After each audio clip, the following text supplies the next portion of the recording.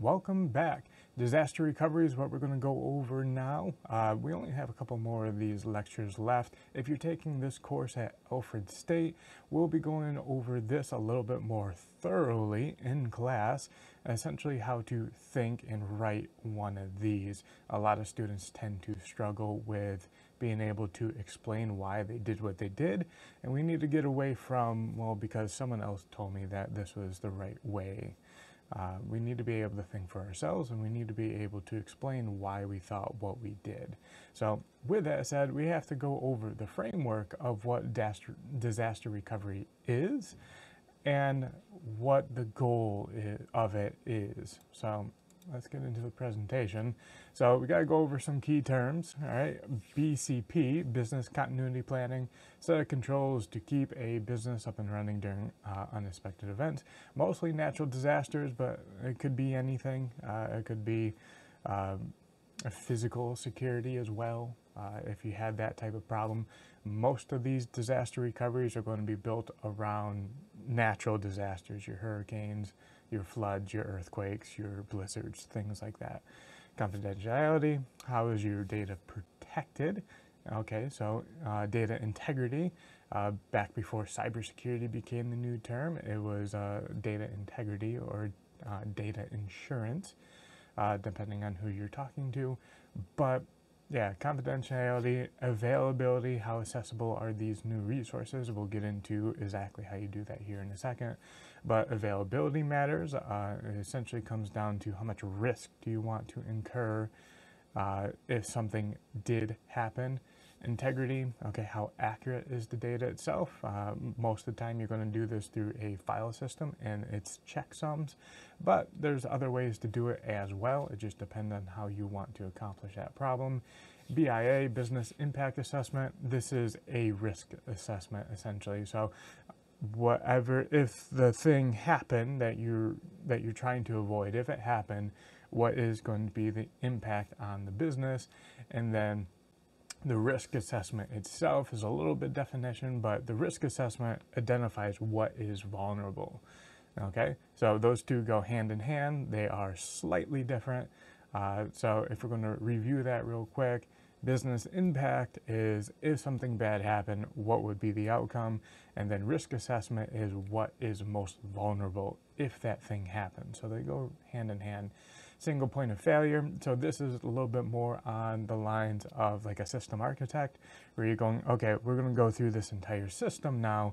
What is the most vulnerable in terms of stability? So do we have any single points of failures? So if we had one switch going to our NAS, well, maybe that's a problem. Maybe we need to address that. It just depends on who you are. Here at Alfred State, we have one switch going to everything, and we have one server for everything. We have, right, we have lots of single points of failure, but we also only have 150 to 200 students at any given time in CIT, so it's not a huge problem that we have single points of failure at multiple locations. Okay.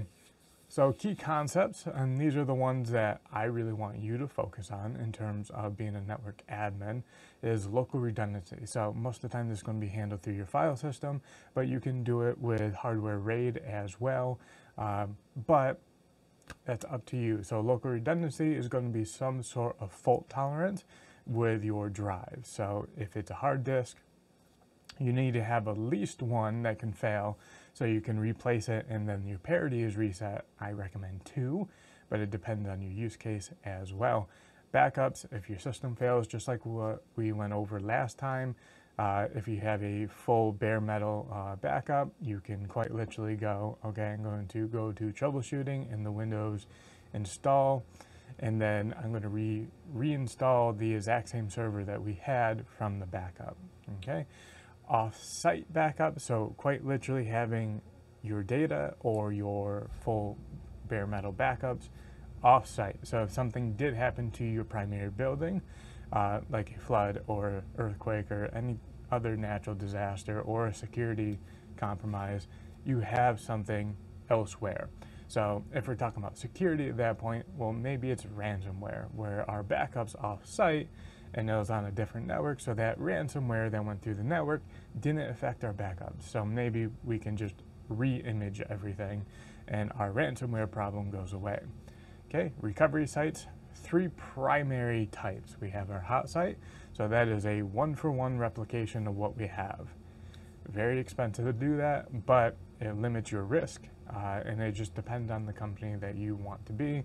If you're very security oriented or very much reliability oriented, where you're promising particular reliability rates, then maybe you want a hot site. Warm site is typically something that is very close to being up and running, or I've heard this definition elsewhere as well, where it is all the same data, but not the same amount of capacity that you can have for your customers. So maybe you would have 3 or 4 less web servers if you had a cluster. Or maybe your single points of failures are your switches and routers, where at your normal site you would have multiple switches and multiple routers. Maybe it's something along those lines. And a cold site is kind of exactly what it sounds like, but it is a place that you have set aside where it's rented essentially, but everything else is not in there. So it doesn't have power, it doesn't have servers, it doesn't have switches, doesn't have routers, doesn't have the data. So it's a building, right? You have a place to go, but there's a lot of setup to be done if a disaster did end up happening. Okay, so AAR, or after action report, very near and dear to my heart, being from the military. We did these all the time, but if something did happen, hey, what can we learn from, right? It doesn't happen every day that we actually implement our disaster recovery plan. So what did we learn? What did we not consider from last time, and how can we get better so if it did happen again, that it can go a little bit more smoothly? But in general, AAR is a report of going, this is what happened, this is what we can do better. Okay, local redundancy, I'm going to go over it a little bit more. So in terms of the types that we have, RAID 0, striped data, read and write increase, but there's no redundancy, poor option for the most part. But if you need the performance increase for some reason, if you have a server that is purely, this is a NAS for, say, like our video editors, we just want the speed, we want the throughput, then maybe that is a option. RAID 1, mirror between 2 disks, so a full mirror, read increase, because now we have 2 places where we can read from, and then no write increase, because we have to write the same amount of data to the disk. It just happens to be on 2 disks. RAID 5, this is the kind of the range that you probably should be in, where you have a parity drive. If one of the drives fail, then you can replace it with something else. Now there's a few different flavors of, you know, parity drives in general, but for the most part, most of them go, okay, we have a collection of parities on the disk themselves, so you're going to end up losing storage that way, but it gives you fault tolerance. And then your hybrid RAIDs, the popular one is 0+1, and this is a stripe mirror, so you get your performance benefit and then you get your redundancy as well. So what ends up happening is that you have 2 disks over here and then 2 disks over here. Both groups get mirrored, but there is a logical layer up here that stripes the data, so you have a copy at both of these sides. So with that said, recovery sites, already went over it a little bit, so we're going to give you a couple minutes to read here for a little bit more detail. But again, brief overview: hot site, one-for-one replication. Warm site is some sort of compromise, so either in equipment or data. And then cold site is no equipment, no data, but you only have access to a building. All right. Process, risk assessment, and this is how to write it. This is the process of how to get to the point that you're trying to do. This is very broad strokes. We'll be going over this in a little bit more detail as the semester progresses if you're here at Alfred State. So risk assessment, so this is going to be your BIA wrapped in one. So basically go, okay, what is vulnerable if these things do go down? What is the impact, or the business BIA, what is the impact if these things actually happen? Okay, so I'm wrapping that into one because it basically is one. There's no point in doing a risk assessment if there's no outcome to those risks, right? You can't really judge risk if you don't know what's going to end up happening if it does. All right, so create a scope. So what is going to be covered in your BCP?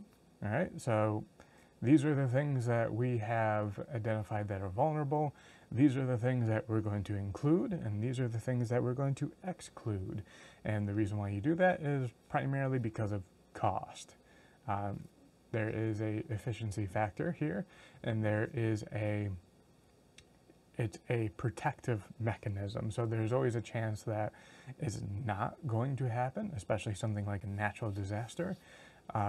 So it's not necessarily the best practice to be, okay, we're going to cover everything and make sure we have a hot site, and that we're going to spend lots and lots of money on something that we're never going to use.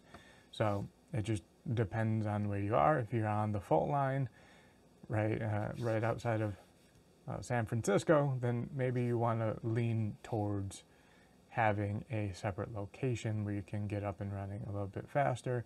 And then if you're right here in Western New York, where the worst thing that we got to worry about for the most part is snow, you probably can lean more towards risking it because it's not necessarily the worst thing in the world. So if you're talking about New York, the biggest thing that you do have to worry about is loss of power. So maybe getting to a separate power grid might be helpful, but for the most part, our power doesn't go out that often. And even if it did, if no one has power in the area, then yeah, no one has internet either. So it just depends on who you are, where you are, how big you are, what your demographic is, what your customer base is. It's just, you have to consider all the things that you are as a business. There's no clear, like, this is the right procedure. And this is why students struggle, just because there's a lot to consider and come to a conclusion. All right, determine how to accomplish. So again, this is going to be based on your BCP, where hey, this is what we're going to cover, and this is exactly how we're going to do it. So it could be as simple as we're going to have backups and then risk it. So it might be as simple as that. And then training. If you do have an elaborate system where you do need to move a large amount of people, and you do need to move a large amount of data, and you do need to have significant setup, well, these people need to be trained for when that event happens. And again, there is an efficiency factor here, because the more time you spend training, the less time you spend actually doing work for the company and progressing. And being that a lot of companies are based on quarterly earnings, they're going to be really resistant to something like this, where it's going to require a lot of resources and not directly help them for the immediate future. So again, this is where it gets a little dicey, but the proper way to do this is to train people to make sure that they're fluent in the procedure that you have determined in the last step. And when the disaster does happen, you're fluent and you're not wasting time, or you're not losing data, or you're not having problems just transferring from one place to another. All right. So that's going to do it for the overview on this. Okay, so again, if you're an Alfred State student, we're going to be going over this in detail. It'll probably take 2 or 3 classes to get a good representation of how to do this. If you're not in one of our classes, that recording will be going up later in the semester as we do it. So if you truly want to see how it's done, just stick around. It's probably going to be done later in the semester, so check mid to late April, and we should be good to go on that. So with that said, I will see you in the next one.